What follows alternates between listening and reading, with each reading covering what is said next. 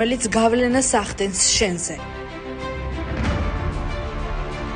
პოლიტიკური კოდი, ანალიზი, ფაქტები და კითხვები, რომლებსაც პასუხი სჭირდება.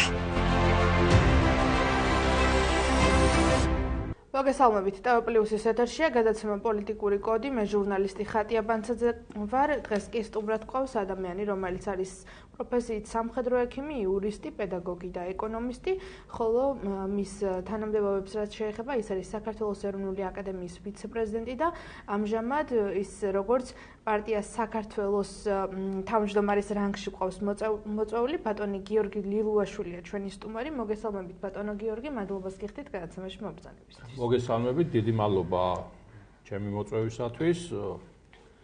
საინტერესო ინტერვიუ გამოგვივა, რადგან ძალიან ბევრი კითხვა დაუგროვდა ალბათ მაყურებელს და მეც თქვენს შესახებ, რადგან ძალიან ისეთი წარსული გაქვთ, რომელიც პასუხებს საჭიროებს. თქვენ 2025 წლის თვითმმართველობის არჩევნებში ხართ თბილისის მერობის კანდიდატი პარტია საქართველოდან 11 ნომრით. 11 ნომრით. დიახ, რას ფიქრობთ, როგორია თქვენი შანსები და განიხილავთ თუ არა, რომ 2025 წლის არჩევნებს, თვითმმართველობის არჩევნებს გააყალბებს ხელისუფლება? მე მივესალმები ისევ და ისევ ჩვენს ტელემაყურებლებს სრულიად საქართველოს და მინდა ერთ საკითხი ვამცნო, მით უმეტეს ეს არჩევნები მიმდინარეობს საპროტესტო აქციების ფონზე და შესაბამისად აპროტესტებს ჩვენი ახალგაზრდობა, ანუ ის თაობა, ვისთვისაც უნდა მოვიდეთ ხელისუფლებაში. პარტიების უმეტესობა არ ინტერესდება თუ რა სურვილები აქვთ ამ ახალგაზრდებს, არ ინტერესდებიან და შესაბამისად არც იციან თუ ვინ აპროტესტებს, რას აპროტესტებს და ზოგადად ტელევიზიები არასწორად აშუქებენ იქ მყოფ ახალგაზრდობის პროტესტის მიზეზს. ჩვენმა პოლიტიკურმა ორგანიზაციამ 2024 წელსაც მივიღეთ არჩევნებში მონაწილეობა, იქაც ვაპროტესტებდით იმ საკითხს, არჩევნები დარეგისტრირებული პარტიები უკანონოდ იყვნენ დარეგისტრირებული, 18 პარტიიდან 11 პარტია იყო უკანონოდ დარეგისტრირებული და შესაბამისად ახლა ის არჩევნები რო გაყალბდებოდა, ამაში ორი აზრი არც არსებობს. შემდგომ იყო ეგრეთ წოდებული პრეზიდენტის არჩევნები და ეს პრეზიდენტის არჩევნები ჩვენ გავასაჩივრეთ და როდესაც ეგრეთ წოდებული პრეზიდენტი ყაველაშვილი ხელი რო ქონდა დადებული, ოღონდ არ იცოდა რაზე ქონდა ხელი დადებული და რას იფიცებდა, ისიც წარმოდგენაში არ იყო.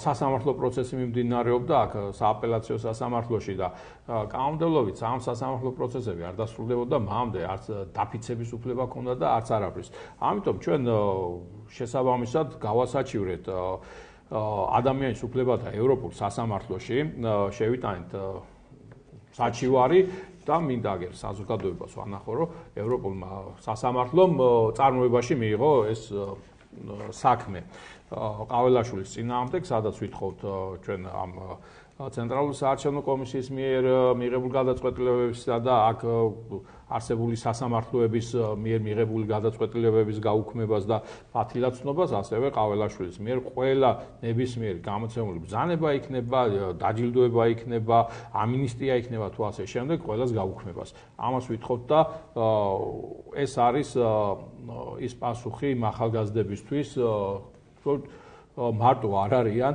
და თუ ყოველ დღე იქ აქციაზე ვერ დამინახავენ, ეს არ ნიშნავს იმას, რომ ჩვენ შევეგუეთ იმ უსამართლობას, რა უსამართლობას ჩვენ ქვეყანაში ტრიალებს და ჩვენ ვიწვით სამართლებრივი გზით და სამართლებრივ ხერხებს მიმართავთ ამ ბრძოლაში. დიახ, აქვე ჩაგეკითხებით ბატონო გიორგი, თქვენ ახსენეთ, რომ თქვენ გახართ აქციაზე, უჭერთ იმ ახალგაზრდებს, მხოლოდ ახალგაზრდები არ დგანან აქციაზე, იქ სხვადასხვა ასაკის ადამიანები დგანან, რომელსაც მობეზრებული აქვს ქოსნაცური თამაში, ითხოვენ რამე ახალს იმისთვის, რომ შევიდნენ ევროკავშირში და იცხოვრონ იმ ყველაფერთან ერთად, რაც ევროკავშირის კეთილდღეობას შეეხება, თქვენ გახართ აქციაზე.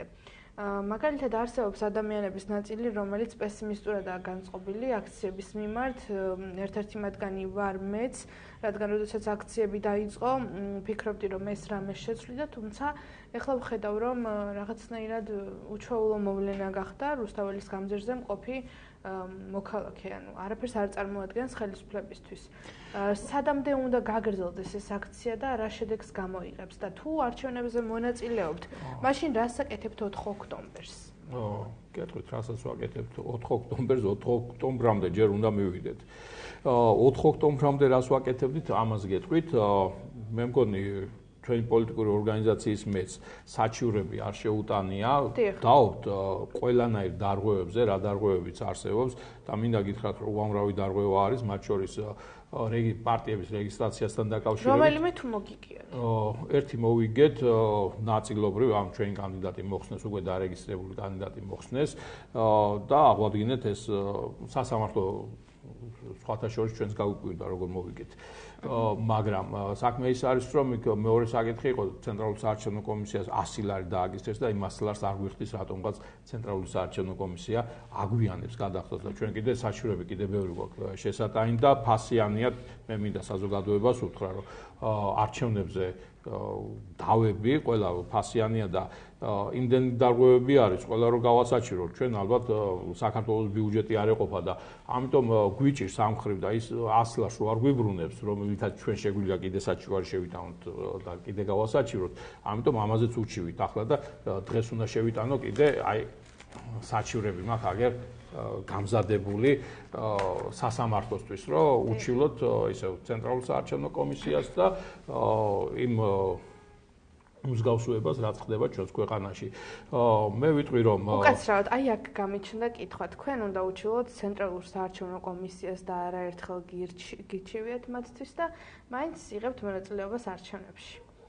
რა შეასაქმე? ანუ თუ არ ენდობით კომისიას და იმ პროცესს რომელიც 4 ოქტომბერს უნდა გაიმართოს და არჩევნები ჩატარდეს თქვენ რატო იღებთ მონაწილეობას არჩევნებში? მე გეტყვით რატომაც ვიღებთ მონაწილეობას ჩვენ თავიდან არ ქონდა განსაზღვრული რომ არჩევნებში მივიღებდით მონაწილეობას მაგრამ 2024 წლის შემდგომ მე ხაზ გავუსვამთ 18 პარტია მონაწილეობდა 2024 წელს არჩევნებში აქედან 11 იყო უკანონოდ დარეგისტრირებული მათ შორის ის ოპოზიციური პარტიები რომლებიც დღეს ასაჩივრებენ და მათ შორის ნაციონალური მოძრაობაც.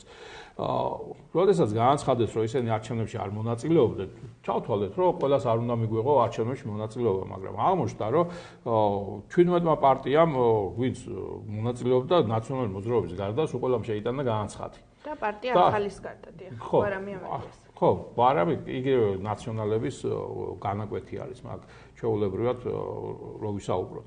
მაგრამ აღმოჩნდა რომ სულ ყველამ შეიტანა განაცხადი და ჩვენი მიზანი იყო რომ ამ არჩევნებზე დავრეგისტრირებულიყავით და ის დარღვევები ისევ დაგვეფიქსირებია, უკვე სამართლებრივ ჭრილში გადაგვეტანა ის დავები, რომელიც წინა არჩევნებზე ფაქტიურად ჩვენ არ მოგვწეს ამის საშუალება. და 24-ში ვერ დააფიქსირეთ? ვერ დავაფიქსირეთ იმ 11 პარტიასთან დაკავშირებით, მაგრამ ასე რომ ვთქვათ, ვერ მივახციეთ სამართლიანობას მაშინაც და ამას მოყვა ზუსტად ევროპის სასამართლოში გაგზავნა ამ ჩვენი საჩივრის.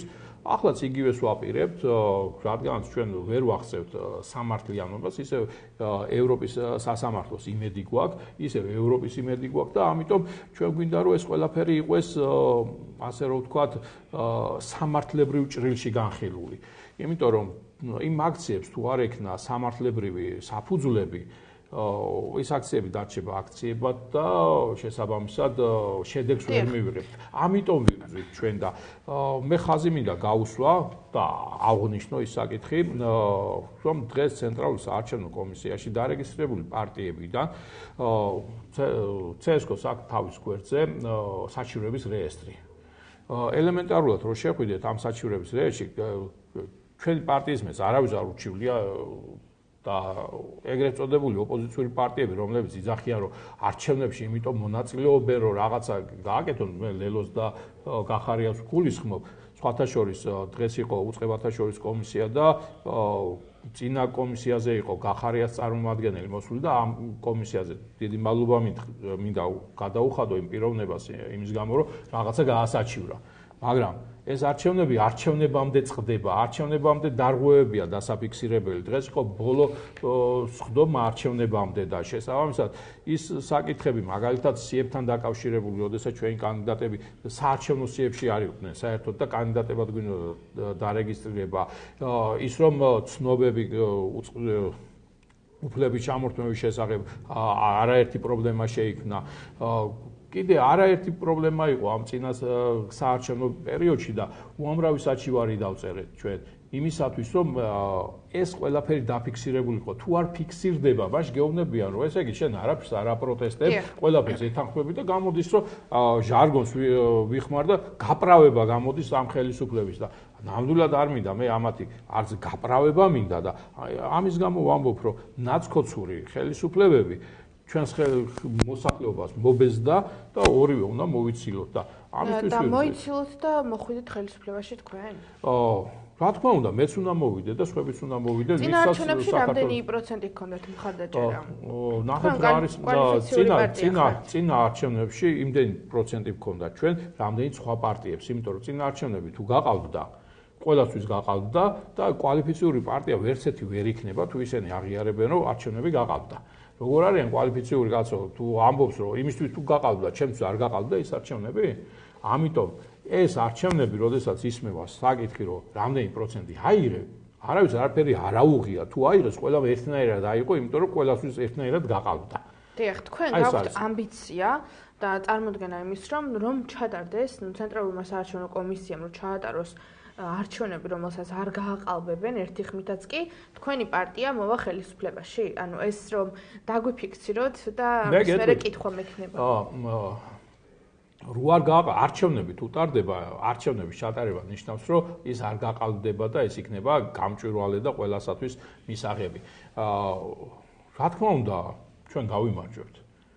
თუ ჩვენ მოგვეცემა იმის საშუალება, რომ საზოგადოებას წარუდგინოთ ჩვენი პროგრამა სრულფასოვნად, მოსახლეობას გავაცნოთ ჩვენი კანდიდატები, ამ შემთხვევაში რა თქმა უნდა გავიმარჯვებთ, იმიტომ რომ თუ ჩვენ შევხედავთ მათ კანდიდატებს, ეგრეთ წოდებული პრეზიდენტი წერაკითხვა არ იცის კაცმა და იმას ნამდვილად არ აირჩევდა ჩვენი მოსახლეობა. თქვენ მხარს უჭერდით სალომე ზურაბიშვილს? არა, სალომე სხვათა შორის ერთადერთი პარტია ვიყავით, ვინც უჩივლა სალომე ზურაბიშვილს, როდესაც პრეზიდენტად დასვეს. და აქციებს როდესაც გამოდიოდა, მაშინ როგორ იყავით მის მიმართ განწყობილი? სალომე ზურაბიშვილთან მიმართებაში, ახლა ჩვენ სალომე ზურაბიშვილთან მიმართებაში ხარ ვისა, უნდა არა, უბრალოდ ეს საჭიროა მაყურებელს მაყურებელმა რომ იცოდეს, მე ქალბატონ სალომეს უჩივლე და ერთი მიზეზის გამო. ქალბატონი სალომე იყო სხვა ქვეყნის მოქალაქე და ჩვენი კონსტიტუციის შესაბამისად მას არ ჰქონდა უფლება ყოფილიყო ჩვენი ქვეყნის პრეზიდენტი.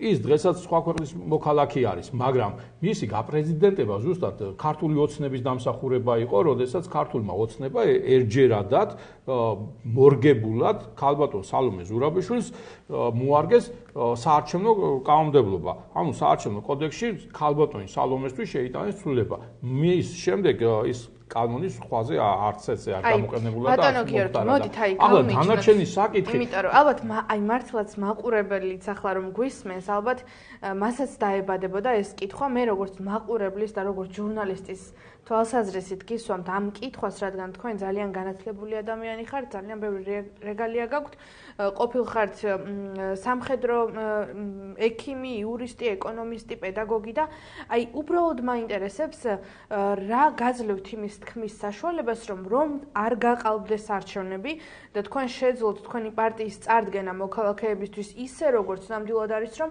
აუცილებლად გაიმარჯვებთ. აი ამ კითხვაზე რომ გითხრათ ზუსტი პასუხი თქვენი, ანუ რა გაძლევთ იმის თქმის საშუალებას და ამბიციას. იმიტომ რომ ყველა პარტია ასე იძახის. ყველა პარტია ამბობს, პარტია ლელოს წარმომადგენელიც მყავდა, ქართული ოცნების პარტია ჩვენი გაერთიანებული საქართველოსიც, მაგრამ ყველა ამას იძახის და თქვენ რატომ თვლით ასე? ჩვენი პოლიტიკური ორგანიზაცია დაფუძნებული არის საქართველოს ეროვნული აკადემიის ეგიდით და შესაბამისად ის პროექტები, რაც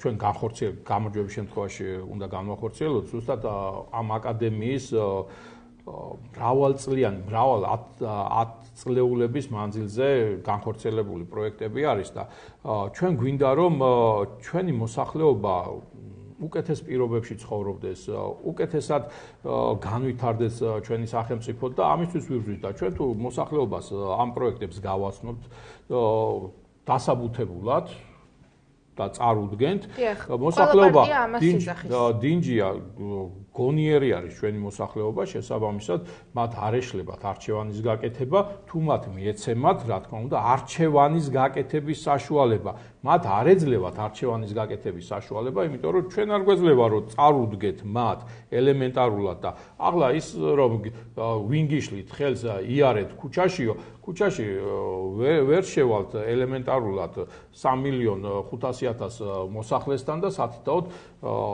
ვერ გავაცნობთ აი ამ პროგრამებს და არაერთი პროგრამა გვაქვს და თუ გაინტერესებთ, მოკლედ გეტყვით რა პროგრამებითაც ჩვენ მოგვიწევთ თქვენ გადაცემაში და ამ პროგრამებზე უფრო ვრცლად ვისაუბრებთ. შემდეგში ახლა მაინტერესებს. მაგრამ მე ერთ რამეს გეტყვით, შემდეგი უკვე არჩევნების შემდეგ მოხდება სავარაუდოდ, იმიტომ რომ არჩევნები 4 რიცხვში არის დანიშნული, უკვე მაგრამ რა დარჩენილი და თვითონ მთავრობაში მოსვლაზე ვსაუბრობთ. კი, რა თქმა უნდა. თვითმმართველობის არჩევნებით მთავრობაში ნამდვილად ვერ მოვა ვერც ერთი პოლიტიკური პარტია ამჟამად. მე ვარ მერობის კანდიდატი, მერობის კანდიდატი, შესაბამისად მთავრობაშიც მოვალთ.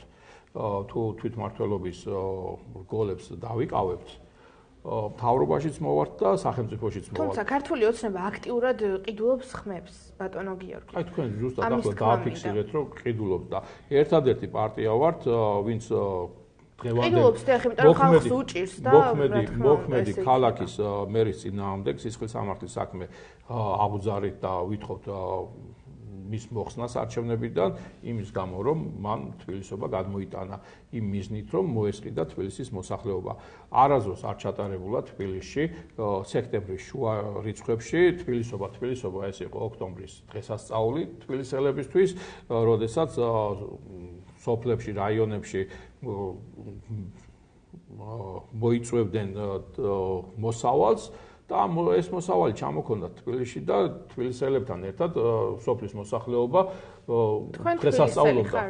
კი, თბილისელი ვარ.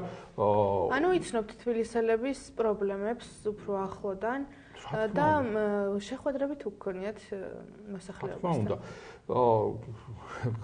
ჯერ ერთი ყოველდღე ხვდებით თბილისელებს და საზოგადოებრივი ტრანსპორტით გადავაადგილდებით და ზუსტად ის პრობლემები, რაც წამოიჭრა, ჩემ კისერზეც გადადის და რეალურად, როდესაც მე საკითხს ვაყენებ, რომ თბილის ყველაზე მეტად უჭირს თუნდაც ზოგიერთ რაიონში, თბილისის რაიონებში, ახლა მე რასაც ვიტყვი, საკანალიზაციო სისტემები არ აქვთ, წყალმომარაგება არ აქვთ. და ჩვენ როდესაც თანამედროვე ქალაქის მშენებლობაზე ვსაუბრობთ და ამხელად სათამბჯენებს ვაშენებთ, ერთ შეკითხვა მაქვს, აი ეს არაბები და ინდუსები რო ჩასახდებიან ამ სახლებში, ის საკანალიზაციო სისტემები რას უნდა დაუერთოთ, ხო ვერ გვეტყვით? ვაკის ალბათ ნაგვისურნებს. ხო, ალბათ, მაგრამ არ ვიცი ისინი რას დაუერთებენ, მაგრამ როდესაც თბილისი შენდებოდა და ეს კომუნიკაციები გაკეთდა, ის გათვლილი იყო დაუშვათ 10 კორპუსზე. როდესაც 10 კორპუსის მაგივრად აშენდა 100 კორპუსი და უფრო მაღალი კორპუსები, ის რა თქმა უნდა იმას ვერ გაუძლებს. ამას სჭირდება განახლება. ამას სჭირდება შესაბამისად ახალი სისტემების დანერგვა და ჩვენ ზუსტად ამას ვპირდებით მოსახლეობას, რომ საზოგადოებრივი ტრანსპორტი, რომელიც დღეს ჩვენ ქალაქში სამწუხაროდ გადაადგილება შეუძლებელია, ჩვენ ვპირდებით, რომ საზოგადოებრივი ტრანსპორტი უფასო იქნება და ბევრმა შეიძლება ვითხრას, რომ აი საიდან მოიტანთ ამას. თავარი და უმთავრესი ჩვენი პოლიტიკური პარტიის ასე რომ ვთქვათ, პროგრამაში ეს არის სახელმწიფო ბანკის შექმნა. სახელმწიფო ბანკის შექმნა, რომელიც ზუსტად დააფინანსებს ჩვენი მოსახლეობის საშუალო ფენას გაცემს დაბალპროცენტიან სესხებს. ალბათ ჩვენი მოსახლეობის 100% თუ არა 99% ბანკებთან არის დაკავშირებული და ბანკების ხელში არის ჩავარდნილი და ის არის ყველა კომერციული ბანკი. არც ერთი კომერციული ბანკი დაბალ პროცენტიან ცეცხლს არ გასცემს, რაც არ უნდა ვიძახოთ ჩვენ გახსოვთ ალბათ ბიზნეს ის იაფასიანი ფული არ არსებობს. უფასო ფულსაც გვპირდება. კი, უფასო ფული, უფასო ქაღალ ესეც არა, ამასაც თავის ფასი აქვს ამ ქაღალს. და შესაბამისად თუ არ შეიქმნა სახელმწიფო ბანკი, რომელიც გააკონტროლებს ამ კერძო ბანკებს მოსახლეობას ბევრჯერ შეშლიათ, რომ ეროვნული ბანკი გონიათ ბანკი. ეროვნული ბანკი არ არის ბანკი, იმას სხვა ფუნქციები აქვს და ფაქტობრივად ვერ საკონტროლებს კერძო ბანკებს და შესაბამისად რასაც უნდათ ის კერძო ბანკები იმას ახორციელებენ. ამიტომ შესაქმნელი არის აუცილებლად სახელმწიფო ბანკი, აუცილებლად არის გასაკეთებელი სახელმწიფო დივიდენდების ფონდი. სახელმწიფო დივიდენდების ფონდი ეს არ არის ჩვენი მოფიქრებული, ასეთი ფონდები არსებობს.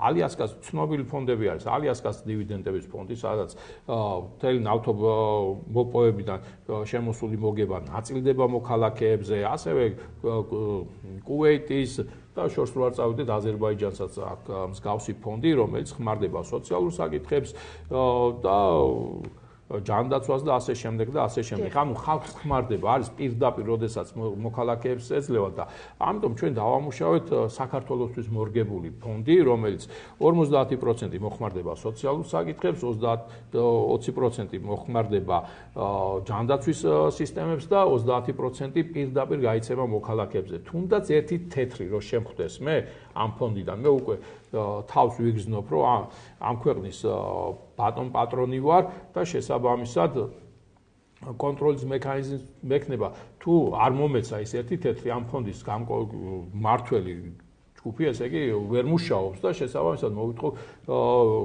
მასთან დაკავშირებულ საკითხებს, იმიტომ რომ მე დავზარავდი უკვე უშუალოდ.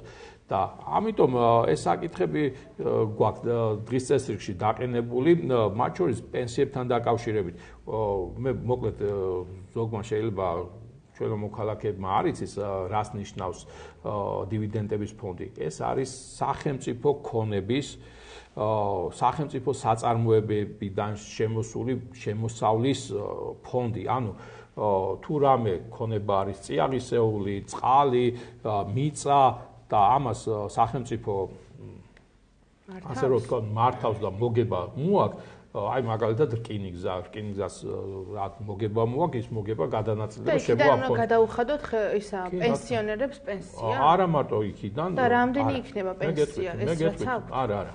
მე გეტყვით პენსიასთან დაკავშირებით კიდე სხვა მექანიზმები არის, არა მარტო ეს საკითხი. პენსიებთან დაკავშირებით ჩვენ დიდი სამუშაო ჩავატარეთ, განსაზღვრეთ რეალური საარსებო მინიმუმი. აი შეკითხვას დაგისვავთ თქვენ რეალური საარსებო მინიმუმი ჩვენს ქვეყანაში ერთ ადამიანზე რამდენი არის? აი ოფიციალურად არის 200 ლარი. როგორც ვიცი ძალიან დაბალია, მგონი 15 თუ 18. არა, რეალური საარსებო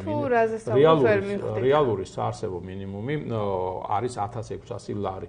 ანუ პენსიონერმა ერთმა ადამიანმა თქვენი ძახით რამდენი სჭირდება ადამიანს? ადამიანს ერთ ადამიანს რომ მე ხო პენსიით გამოვითვალე დღეში რამდენი შეუძლია დახარჯოს პენსიონერს 10 ლარია ალბათ რომ იასწავლოს. ხო, ვერაფერს ვერ დახარჯავს, შიმშილით კვდებიან ეს პენსიონერები და რეალურად თან ამას წამლების ფულიც 1600 ლარი არის საარსებო მინიმუმი ერთ ადამიანზე.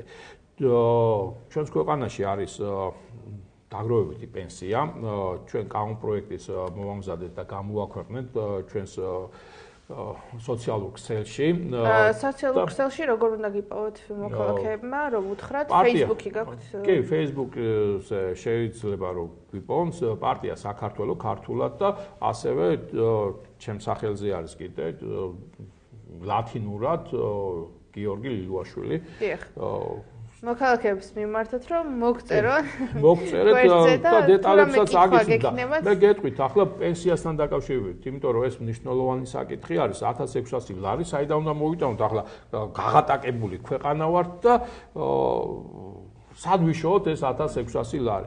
1600 ლარი დაგროვებითი პენსია, როდესაც ეს პენსიის ფონდი შეიქმნა, 6 მილიარდზე მეტი არის დაგროვებული და ეს დაგროვებული პენსიის ფული პირდაპირ ჩვენმა მთავრობამ ადგა და გააქანა სხვა ქვეყნის ეკონომიკაში ჩადო, როდესაც აქციები იყიდეს Apple-ის და სხვადასხვა კომპანიები, ცნობილი კომპანიების, რომ ისინი მოგებას მოგვიტანებენ. ის მოგებას კი არ მოგიტანს, კაცო. ის არის მაგალითად ეიფლის აქციონერი არის ბიძინა ივანიშვილი და იმან თავისი ბიზნესის განვითარებაში შეუწყო ხელი იმ სხვა ქვეყანაში, რომელ ქვეყანაშიც არის ეს კომპანიები და საქართველოს დარჩა გაღატაკებული, აგერ არაბები ჩამოვიდნენ და 6 მილიარდ ჩადებენ და ფეხქვეშ გაეგდნენ, რომ აი ოღონდ თქვენ ეს ფული შემოიტანოთ და ამ დროს ჩვენი ფული სხვა ქვეყანაში წავიდა, სხვა ქვეყნის ეკონომიკაში ჩაიდო. ეს თანხა პირდაპირ უნდა გაიცეს, ანუ დაგროვებითი პენსია არ უნდა იყოს და პირდაპირ ხელფასებიდან საპენსიო ფონდში გადარიცხული თანხა პირდაპირ პენსიონერებს უნდა დაერიცხოთ. იმისდან მიხედვით თუ ანუ მე ახალგაზრდა ადამიანი 22 წლის როდესაც მუშაობ და საპენსიო დანაზოგი დამერიცხება, ეს უნდა გადაურიცხოს საქართველოს ხელისუფლებამ პენსიონერს. ეს პირდაპირ უნდა აისახოს პენსიონერზე. როდესაც თქვენ გახდებით პენსიონერი, იგივე წრედი იქნება შეკრული, ახალგაზრდა უკვე თქვენ დაგირიცხავთ იმ თანხას პენსიისთვის. მუშაობის დონემ რო იკლოს, მე რომ მოხუცი ვიქნები. ამიტომ აი ზუსტად მაგაში არის, მუშაობის დონემ არ უნდა იკლოს და დეგრადაცია გვაქვს, ბავშვები აღარც იბადებიან და გარდაცვალება ბევრად აჭარბებს. ზუსტად მაგაში არის დაბადებულთა რაოდენობა, იმიტომ არის შემცირებული, რომ ოჯახები არ იქნება და ამის მიზეზი არის სოციალური საკითხი. ჩვენ ამასთან დაკავშირებითაც საუბრობთ და სამუშაო ადგილების შექმნასთან დაკავშირებით. ჩვენ როდესაც ვამბობთ, რომ პენსია 1600 ლარი მიეცემა და შვილი არჩენს მშობელს, როდესაც ის შვილი გახდება მშობელი და მათ თავისი შვილი არჩენს. ანუ შესაბამისად ეს არის ჩვენ როდესაც ევროპაში გვინდა, ზუსტად ევროპულ ქვეყნებში არის ეს. მაგალითად სახელმწიფო ბანკი არის გერმანიაში, არის საფრანგეთში და აგერ ჩინეთშიც არის ბატონებო სახელმწიფო ბანკი. დივიდენდების ფონდი განვითარებულ ქვეყნებში არის, აგერ გითხარით ალიასკის ცნობილი ფონდი არის, აგერ არაბები რო ჩამოვიდნენ ჩვენთან და ფულის ჩადება უნდათ ჩვენს ეკონომიკაში, იქაც საკმაოდ სერიოზულად არის ეს ფონდი წარმოდგენილი. ზუსტად ამაზე არის საუბარი. აი, მომავალი თაობა მე დავასრულებ. საუბარი არის, რომ პენსიონერის ინტერესი ის კი არ იქნება პენსია გამიზარდეო. პენსიონერის ინტერესი იქნება, რომ ახალგაზრდობა დაასაქმე, მაღალი ხელფასი მიეცი, იმიტომ რომ იქიდან დაქვითული თანხა, საპენსიო თანხა იმ პენსიონერთან მივა და მისი ინტერესი ზუსტად თქვენი დაცვა იქნება, ახალგაზრდების დაცვა, რომ თქვენ გქონდეთ სამუშაო გარემო, შესაბამისად გაიზარდოს სამუშაო ადგილები, გაიზარდოს ხელფასი. ამაზე არის საუბარი და ის პენსიონერი სად ახარჯავს იმ 1600 ლარს. ამერიკაში წავა და იქ კომპიუტერებს იყიდის თუ რა. აქ დახარჯავს ისევ და მცირე და საშუალო ბიზნესი განვითარდება, 800,000 ადამიანს შემსყიდველობითი უნარი გაეზდება. ახლა თქვენ წარმოიდგინეთ ხელფასების რაოდენობა მთავრობაში საპენსიო ფონდის ხელმძღვანელობა 35,000 ლარი აქვს ხელფასი. თქვენ რასაც გაჭრიან ამ თანხას და გეუბნებიან რომ დავაგროვეთო, არაფერს არ აგროვებენ, თავი ჯიბეში გააქანეს და თვითონვე ხარჯავენ და თქვენ რომ მოგიწევთ საპენსიო ასაკი, გეტყვიან რომ ის კომპანია გაკოტრდა და მე სად მიდიხართ?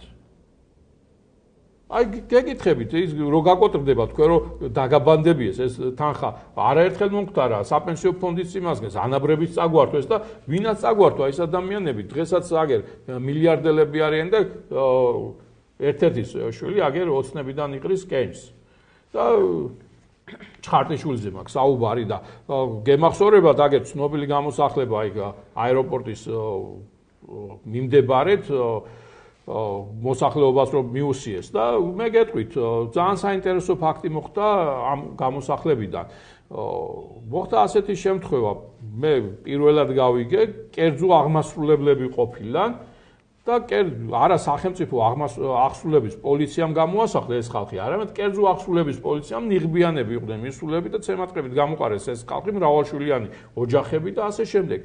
და მოხდა ისე რომ ამ ჩხარტიშვილმა მიყიდა აზერბაიჯანელებს და აზერბაიჯანელს განახორციელებიეს ის რომ ზუსტად ეს დაპირისპირება მოხდარიყო განახორციელებები ეს რომ კერძო აღმასრულებლით მომხდარიყო ამ მოსახლეობის გამოსახლება და მე ხალხს გავუსვავ ქალაქში უსახლკაროებთან დაკავშირებით, ახალ დაქორწინებულებთან დაკავშირებით, საბინაო საკითხის მოგვარება აუცილებელი არის და შობადობასთან დაკავშირებით ზუსტად ეს არის წამახალისებელი უნდა იყოს. თითოეული ბავშვის გაჩენა ჩვენს ქვეყანაში წამახალისებელი უნდა იყოს ქორწინება და შესაბამისად ოჯახის შექმნა, ოჯახების დანგრევა ძირითადად სოციალურ საკითხებს უკავშირდება, სოციალური გარემოდან გამომდინარე ხდება ოჯახების დანგრევა. ეს შესწავლილიც არის და ყველამ კარგად იცის, მაგრამ ამას არ უყურებენ. მე გეტყვით ახლა, თუ გამოიცნობთ საქართველოში ყველაზე მაღალი ხელფასი რამდენი არის? ეს რომელ წრეებში გულისხმობთ? აი საერთოდ საქართველოში ყველაზე მაღალი ხელფასი შეიძლება დაგუგლოთ და ამოგიგდებთ. გონი არ ვიცი, მაგრამ ნუ საშუალო ხელფასი შეიძლება მივხვდეს. საშუალო არა, ყველაზე მაღალი. არ ვიცი. აი რა თანხა შეიძლება იყოს? აი თქვენ თუ იტყვით, აი უბრალოდ ციფრი დაასახელეთ. არ ვიცი. ერთ თვეში რამდენი შეიძლება კაცმა აიღოს ხელფასი საქართველოში? რომელ სფეროში? ნებისმიერ სფეროში, აი არა. როგორც ვიცი, ტელევიზიაში პირველი არხის დირექტორს აქვს მაღალი ხელფასი, რაღაც რამდენიმე 1000 ლარი. საქართველოში 400-ზე მეტი მოქალაქე, საქართველოს მოქალაქე 100,000 ლარზე მეც იღებს თვეში ხელფასს. 400-ზე მეტი მოქალაქე. და საქართველოს ბანკის გენერალურმა ყოფილმა გენერალურმა დირექტორმა 2017 წელს 3,700,000 ლარი აიღო წელიწადში ხელფასი და არის ერთ-ერთი პიროვნება, რომელიც მილიონს იღებს თვეში. ძალიან კარგი. გილაური. ნიკა გილაური, რომელიც აფინანსებდა? ხო, ნუ ეს ახლა წარმოიდგინეთ. ვის აფინანსებდა, რას აფინანსებდა, მაგრამ ფაქტი ხო არის ამ გაჭირვებულ ქვეყანაში რა უნდა გააკეთოს ადამიანმა, რომ მილიონი აიღოს და ან 100,000 ლარზე მეტი აიღოს ხელფასი. აი ამიხსენეთ. რა უნდა გააკეთო ქვეყანაში, როდესაც პენსიონერს 300 ლარი არ აქვს და მილიონს იღებს ხელფასს თვეში. ნამდვილად კარგი გზებით არ იღებენ ეს ადამიანები. ხო და მაგაშია საქმე და ზუსტად მაგ არის აგერ თქვენ ამბობთ საიდან შეიძლება ამ ყველაფრის დაფინანსება და აგერ ერთმა ვალუტის გადამხურდავებელმა ჯიხურმა 2 მილიარდი გააკეთა იმაში რა ქვია წელიწად ნახევარში და ამის ჯიხურებს ჩავდგავთ ბევრს მეტი იქნება და ფულით შემოვა ხო ამიტომ ჩვენს ქვეყანაში ქართველ ხალხს უნდა კონდეს ძალაუფლება და არა იმ გამყიდველებს, რომლებიც იმყოფებიან და ჩვენ გვძარცვავენ. მომავალ თაობას უნდა შევუქმნა პირობები იმისათვის, რომ განვითარდეს. ის ახალგაზრდობა, თქვენ თქვით, რომ იქ ძველგაზრდობაც არის. რა თქმა უნდა, ძველგაზრდობა იქნება, შვილიშვილი რომ აქციაზე დგას და პოლიციელი ურტყავს, რა გააჩერებს სახში მამას, დედას და ბებიას და ბაბუას. და პოლიციელს ურტყავს მისი შვილიშვილი? პოლიციელს რო ურტყავს, მე ერთ რამეს გეტყვით. პოლიციელი თავის დონეზე უნდა იდგეს და არც ის მოხდება. რა დონეზე არ უნდა დაიცვას სახელმწიფო? არა, სახელმწიფო არა. პოლიციელისთვის რა მნიშვნელობა აქვს მთავრობაში ვინ არის? არა, პოლიციელს ის მოვალეობები აქვს, რომ მან კანონი უნდა დაიცვას. პირადად მე ახლა სხვის იმაზე არ ვიტყვი. კოვიდის დროს პირბადის სტარების გულით ციხეში ამომაყოფიეს თავი. ბორკილები დამადეს და პირბადე რატო არ გიკეთიაო, ციხეში ჩამაჯინეს. 17,000 კაცია მოკლული კოვიდის პერიოდში, ცელოფნის პარკში გახვეული და კაციშვილი გამოძიებას არ ატარებს. და რომელ პოლიციელზე მელაპარაკებით? იმ პოლიციელებზე, რომლებიც კანონს არღვევენ? რომელიც კანონსაც არ იცნობენ. ზოგიერთმა დაარღვია კანონი, თუმცა იმ ადამიანებს ზოგიერთსაც მოხდა ხრანჩი. ნახეთ რა არის ვინც დაარღვია კანონი. ფორმა აგერ ბაზრობაზე იყიდება, იმისი არ იყოს თეთრი ხალათიო, იმასაც მემაროჟნესაც აწვიაო და ექიმი ხო არ არის. შესაბამისად, ის ფორმა შეიძლება აგერ ბაზარში აწვია, მაგრამ როდესაც ფორმიანი ადამიანი კანონს არღვევს, იმას უფრო მეტი უნდა მოეკითხებოდეს. მე მოვიგე სასამართლო, ბორკილები რო დამადეს, გამამართლეს და კომპენსაცია მოვითხოვე სასამართლოში. 100,000 ლარი კომპენსაცია ჩემი უფლებების შეურაცხყოფისთვის და სასამართლომ ნაწილობრივ დააკმაყოფილა ეს ჩემი მოთხოვნა. რამდენს დააკმაყოფილებდა 100,000 ლარიდან, აი მოქალაქის ღირსება რამდენი უღირს ჩვენ სახელმწიფოს მოქალაქის ღირსებას. აქ თბილისში. ქუჩაში? ქუჩაში რა თქმა უნდა. არ ვიცი. 50,000-ით დაგაფინანსეს? რას ლაპარაკობთ? 120 ლარი, მაგეთ ზედმეტია შენთვისო და მე ამას ვამბობ, თუ პოლიციელის ერთი გალაწუნება, პატარა რაღაც მოცაცუნება ხელის ადამიანს ციხეში მრავალწლიანი ევროკავშირი და ამერიკაში რომ პირიქით გაამკაცრეს კანონები პოლიციელზე თავდასხმისთვის, თუნდაც შემოქმნისთვის. მე ვსაუბრობ იმაზე, რომ პოლიციელი თავის ადგილზე უნდა იდგეს, პოლიციელი უნდა იყოს, არ უნდა პოლიციელი თავის ადგილზე როცა იქნება, ის მოქალაქეს თავის ადგილზე იქნება და არავინ აქციების დროს სად უნდა იყოს პოლიციელი? შეხლა შემოხლაში სადაც სად იყო იქ პოლიციელი? ფეიერვერკებს უშინებდნენ. და იქ სად იყო მე პოლიციელი და ვინც უშინებდა პოლიციელებს, ვინც ქვებს ესრო და აგერ ოცნების ათეულში შეიყვანეს დეპუტატობის კანდიდატი არის და ეგ როგორ ახსნათ? მე არც ოცნების მომხრე ვარ და არც როცა ქვებს ესრო და ის ადამიანი როგორ გავარჩიოთ თუ ასე უნდა გავარჩიოთ და ზუსტად მაგაში არის რომ იქ ვინცაა დამნაშავე უნდა დაისაჯოს. მე დამნაშავე არ დაისაჯოს თქო, იმას არ ვამბობ, მაგრამ პოლიციელი უნდა იდგეს თავის დონეზე. პოლიციელმა კანონი უნდა დაიცვას და არა ის ვიღაცის მონაყოლი და ტელევიზორში ყური მოუკარით და ამიტომ გაჯარიმებ და ამიტომ მაგრამ ქართულ პოლიციელ ბიჭებს ახალგაზრდებს შეურაცხყოფას აყენებდნენ აქციის მონაწილეები აგინებდნენ და რა თქმა უნდა მათგანაც პასუხი არ იქნებოდა. და ამიტომ მუშტიკრივი უნდა გაემართათ და ყბა უნდა მოეტეხათ იმათვის? არა, როცა ქართულ კაცს დედას აგინებენ, არა, ქართველი კაცი არ არის ის არის პოლიციელი. პოლიციელი, რომელიც ქართველია და ამერიკელიც რო იყოს, მაგ შემთხვევაშიც აქვს უფლება, რა მნიშვნელობა აქვს ტრამპმა თქვა, რომ მაშინ მე რო შემაგინეს, მივიდე და თავკმა დაუნგრიო, მოკლა? არ უნდა მოკლათ, მაგრამ რა ვიცი, რატომ აბა იმას რატო აქვს პრივილეგია ფორმა რო აცვია, ამიტომ უნდა მცემოს მე? და ის რომ მაგინებს მე არ ვცემო? არა, მაგას არ ვიცახი. ორი მხარე აქვს უბრალოდ მაგას. ხო და მაგას ვამბობ, პოლიციელი რომელიც არაფერს არშავებდნენ და სახელმწიფოს იცავდნენ, ისინიც გაილანძღნენ და ზოგი ადამიანი იყო, რომელიც უბრალოდ ემსხვერპლა ამ პოლიციელების ძალადობას. რამდენი პოლიციელი დაისაჯა? აი მე გითხარით რომ აგერ გითხარით რომ სასამართლო გამამართლა, იმიტომ რომ მე რო არ მქონოდა ლაივი ჩართული და ჩაწერილი არ მქონოდა, პოლიციელები ცურჩვენებას აძლევდნენ, თითქოს და მე ვაგინებდი, უგზოუკლოდ ფიზიკურად დაუპირისპირდი და ასე შემდეგ და სხვათა შორის თვითონ მოიტანეს ბორკილები დადებული რო ვარ იქ და ერთადერთი რასაც ვითხოვდი, ადვოკატს ვითხოვდი და სახალხო დამცველს დამაკავშირეთ თქო და ეს ჩამითვალეს წინააღმდეგობის გაწევაში. ამაზე იძახდნენ ხო, წინააღმდეგობის გაწევაში და თავზე რომ მაჯდა 5 პოლიციელი და მირტყავდა, თურმე მე ვიმაშვებოდი რა. ხელები დამამტრიეს, რა ვიცი, რა არ მითხრეთ,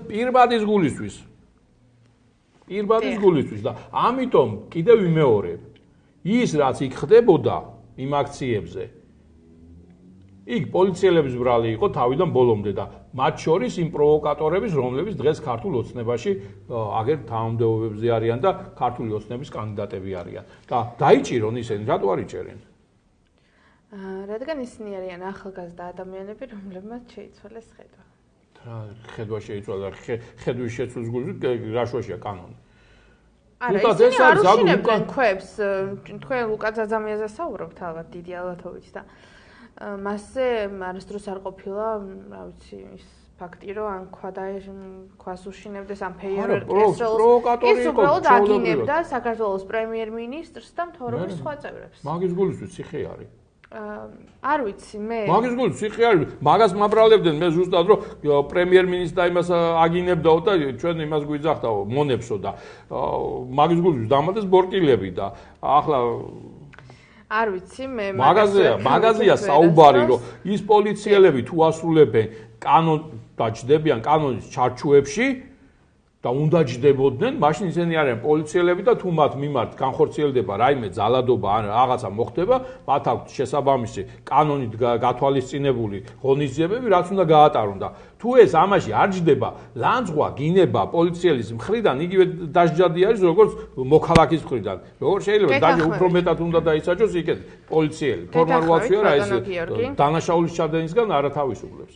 დიდ მადლობას გიხდით გადაცემაში მობრძანებისთვის. მართლაც საინტერესო იყო თქვენი პოზიციები და არ ვიცოდი აქამდე სიმართლეს გეტყვით თქვენი გეგმების შესახებ. იმ შემთხვევაში თუ მთავრობაში მოხვალთ, იმ შემთხვევაში თუ თბილისის მერი გახდებით, მე მინდა რომ წარმატებები გისურვოთ, რადგან მართლაც თქვენი პროგრამიდან ჩანს, რომ ქვეყნისთვის სასიკეთო გადაწყვეტილებებს მიიღებთ და ახლა გადაცემის დასასრულს ამომრჩეველს რომ მიმართოთ და დავასრულოთ ამით ერთად. მე ისევ გთხოვთ რომ დაგვიჭიროთ მხარი საქართველოს მიცეთ ხმა. გააფერადოთ 11 ნომერი, ჩემი არჩევის შემთხვევაში ის დაპირებები, რასაც ვიძლევი, აუცილებლად შესრულდება. ერთ-ერთი დაპირება თავისუფლად შეგიძლიათ თქვენ თავადვე შეასრულოთ, ეს არის უფასო საზოგადოებრივი ტრანსპორტი, უბრალოდ ჩემი მერად გახდომის შემთხვევაში არ გადაიხადოთ თანხა და უფასო იქნება საზოგადოებრივი ტრანსპორტი. ამაზე მარტივი არაფერი არა, უცბად შესრულდება ეს ყველაფერი. ამიტომ დამიჭირეთ მხარი, ქალაქს ჭირდება თავი და მე ხაზ გაუსვა, მე მერობას არ ვაპირებ, მე ვაპირებ ქალაქის თაობას, ქალაქის მმართველობას და ქალაქი უნდა იმართებოდეს სწორად და სამართლიანად. მადლობთ. კიდევ ერთხელ მადლობას გიხდით მობრძანებისთვის. დავამშვიდობები მაყურებელს და აქვე გეტყვით, რომ TV+ აქვს Facebook და YouTube არხი, რომელიც აუცილებლად უნდა გამოიწეროთ, რადგან არ გამოგჩით სიახლეები.